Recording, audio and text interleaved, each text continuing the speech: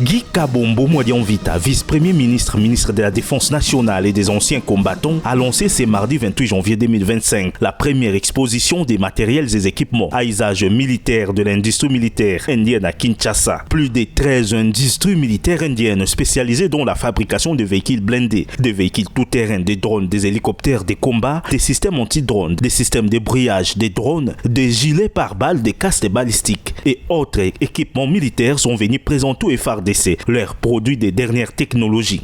Dans son mode circonstance, le vice-premier ministre, ministre de la Défense nationale, a fait savoir que cet événement fait suite à plusieurs visites aux industries militaires indiennes à New Delhi et plusieurs villes indiennes. Il permettra au FARDC de découvrir et d'évaluer les équipements de haute gamme répondant aux besoins des équipements et matériels de FARDC destinés aux menaces de tout ordre. C'est pour moi un honneur, un plaisir de déclarer ouverte la toute première édition de l'exposition des industries indiennes du secteur de défense en République démocratique du Congo, placée sous le haut patronage de son Excellence M.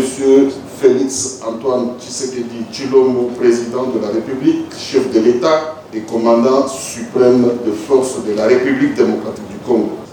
Cet événement offre une opportunité exceptionnelle à nos forces armées de découvrir et d'évaluer concrètement une large gamme de matériel, équipements et technologies de pointe proposées par nos partenaires indiens. Pour sa part, Venkata Raman, ambassadeur indien en RDC, a d'abord transmis ses condoléances au peuple congolais et au FARDC pour la perte du général-major Chirimwami Kuban Peter. Il a ensuite fermement condamné l'armée rwandaise, tout en appelant à une cessation immédiate des hostilités, tout en réaffirmant le soutien de son pays à la RDC. Il s'est dit fier de voir l'Inde devenir partenaire fiable de la RDC. Celle-ci s'intéresse de plus en plus à l'industrie indienne, connue pour son innovation et ses coûts abordables.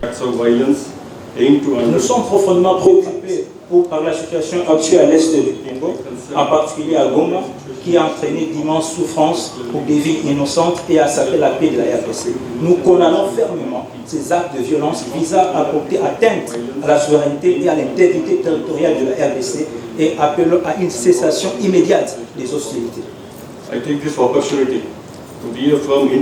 Je saisis cette occasion pour réaffirmer le soutien indéfectible de l'Inde à la RDC dans ces circonstances difficiles et notre engagement à être un partenaire fiable dans le renforcement des forces de défense congolaises pour une paix à long terme.